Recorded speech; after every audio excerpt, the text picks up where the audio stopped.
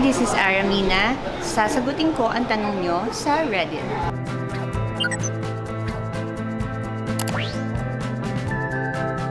Of course, namimiss ko silang lahat. Si Michael V, si Ogie, si Rufa May, si Diana, si Francine, marami. Actually, meron kaming group chat at minsan nagkakamustahan kami dun sa group chat na yun. Hi tayo po, please welcome Aramina!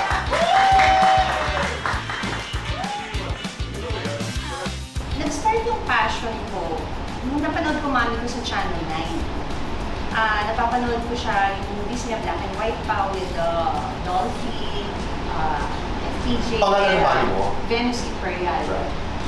Kasi yun yung ano niya, may 2-year movie contract siya pagkapanalo niya ng Mundial Fasting noon. So, tinapos lang niya yung contract. And after that, hindi na siya nag-artista. Doon nag-start yung, sabi niya, dapat mag-artista ka rin tulad ng mami mo. So, yun yung mga ano ng relatives ko. Honestly, kaya ako pumapasok sa politics. Kasi ngayon, wala ako sa politics. Para rin akong politiko. Sa dami ng humihingi sa akin ng tulong, sa dami din ng natulungan. So, kaya ako, sabi ko, why not itry kong politics? Baka ano rin, destiny ko rin. Parang sa showbiz lang din yan. Ilang beses ako nag-try, mag-audition.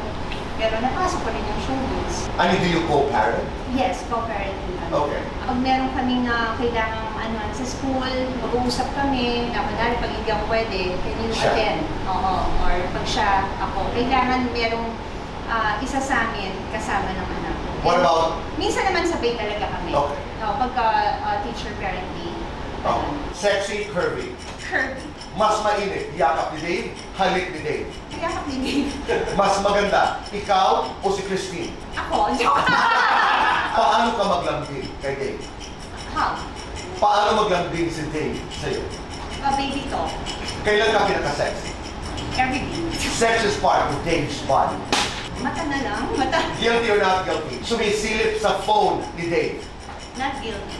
Lies on or lies off? Lies on. Happiness and chocolate. Happiness. Best time for happiness. Everyday. Bibigyan ka ng pagkakataong tanungin ang iyong sarili. What would you ask yourself? Hindi ka ba napapagod?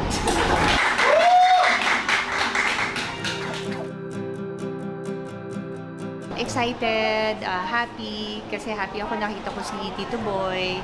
At yun, nakabalik ulit ako dito sa Jimmy.